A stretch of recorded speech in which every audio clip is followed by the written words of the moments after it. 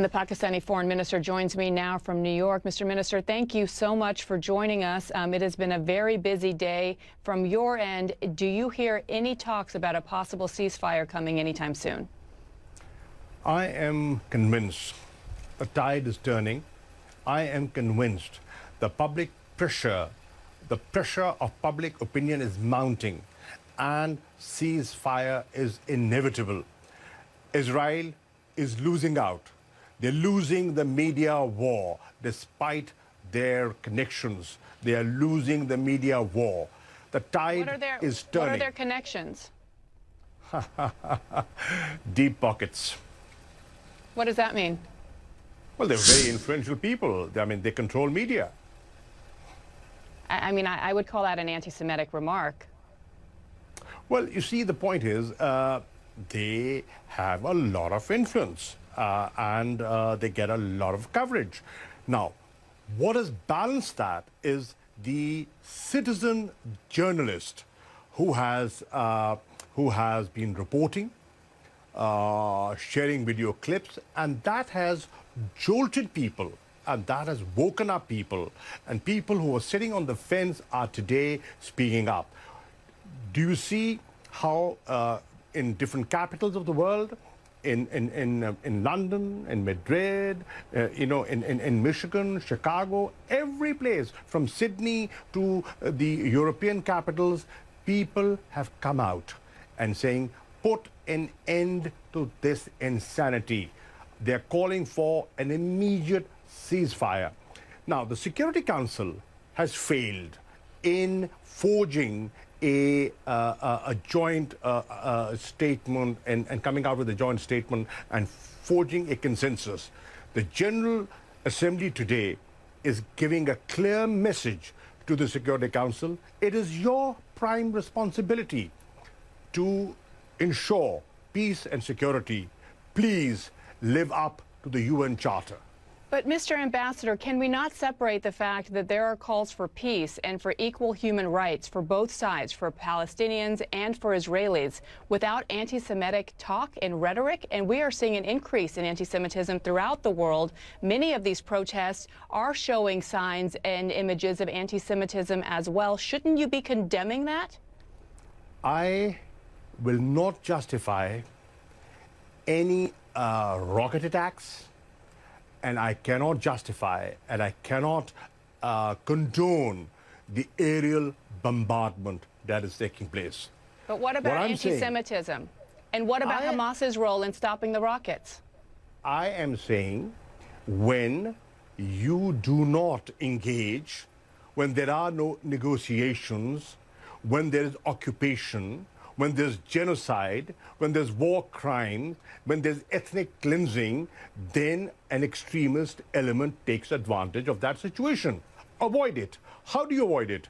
You avoid it by pursuing a two-state solution, by adhering to the Security Council resolutions, respecting them, implementing them, fulfilling the promises that have been made and have been often broken.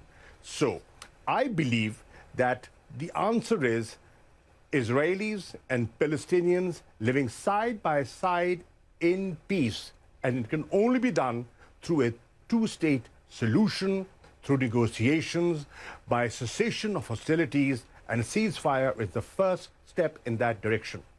Does that include condemning anti-Semitism and condemning statements? I am not justifying any of that.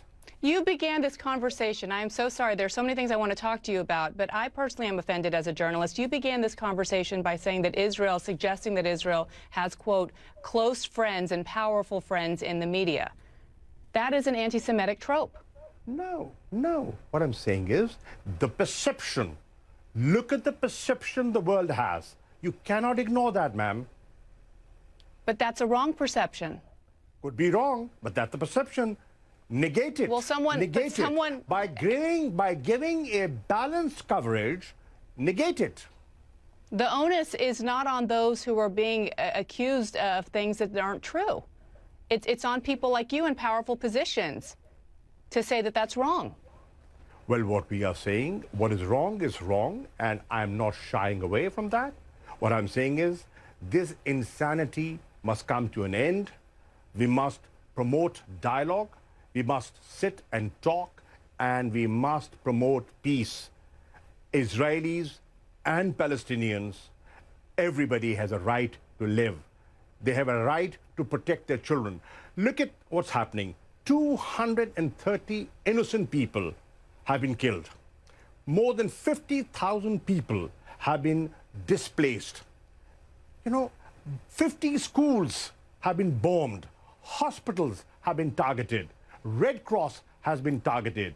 The AP office, media outlets have been targeted. And what they're saying is, okay, if you think there was Hamas presence there, why don't you have an independent investigation?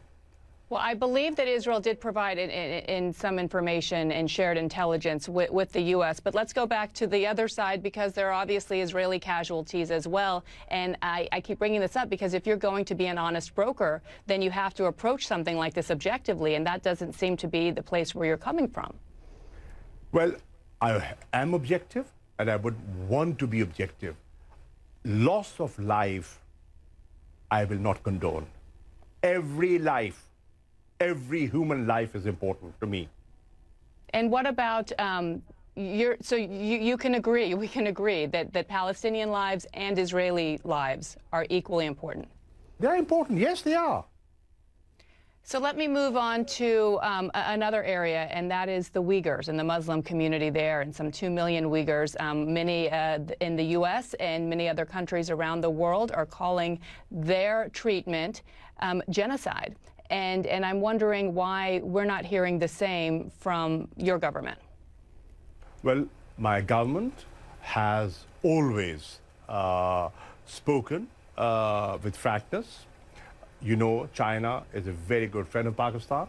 They've stood by us through thick and thin, and we have means of communication, and we use our diplomatic channels. We do not discuss everything in public. But China being your friend aside, and I know China provides a lot of aid, you can't just turn a blind eye to human rights abuses in one country. Nobody when we've is. spent. Nobody is. So is something being? Are there discussions behind the scenes? Is your Prime Minister, Prime Minister Khan? Ma'am, there's always a way of doing things, and we are not oblivious of our responsibilities. So what needs to be done then? To the Uyghur community around the world that is listening to you spend a lot of time talk about human rights in Gaza, question about their same legitimacy to human rights as well. Well, we have been advocating for human rights, whether they are in Gaza or in Indian-occupied Kashmir. Look at the atrocities that have been committed in Kashmir. Does the world talk about it? How many people have talked about it? Let's be fair. Let's have a fair assessment of how much coverage has that got. Mr. Ambassador, I do want to turn to the pandemic, and we'll end. I'm not ambassador. I'm sorry, Mr. Foreign Minister. Let me turn to the pandemic and ask about the latest wave that we've seen in your country, in Pakistan. We've seen an increased number of cases there and deaths. What is being done? How alarming is that? And what does your country need to help in this fight? Bianna, to begin with, Pakistan has managed, under the leadership of Prime Minister Imran Khan, the first wave and the second wave reasonably well. We're in the midst of our third wave. Now, if we draw a comparison of the situation in Pakistan and next door, look at the situation on the, what our eastern neighbors facing, there's a huge difference. There are over 4,000 casualties on a daily basis. There's no winner. I'm not pitting you against India. I'm saying that every loss of life is a tragedy. Absolutely, it's a tragedy, and we are sympathetic, and we offered help. I offered help. We said, listen, these are human lives. We're in the same region. We are willing to help. They did not respond, but our offer still stands.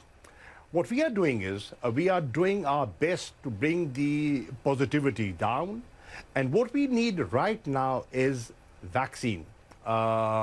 We've been gifted vaccine by China. We have bought vaccine, but the vaccine that was promised to us through COVAX did not come in time. And what we need is inoculations to protect our people, the marginalized people, you know, the paramedics, the doctors, you know, the people who are on the front line. So that process is going on. The numbers are increasing, but we need help. Mr. Foreign Minister, thank you so much for your time. I would just ask you personally to please avoid using anti-Semitic tropes that you used at the beginning of our conversation. I think they are very... I have never been anti-Semitic, and I never will be. Okay. We'll leave it there. Thank you so much.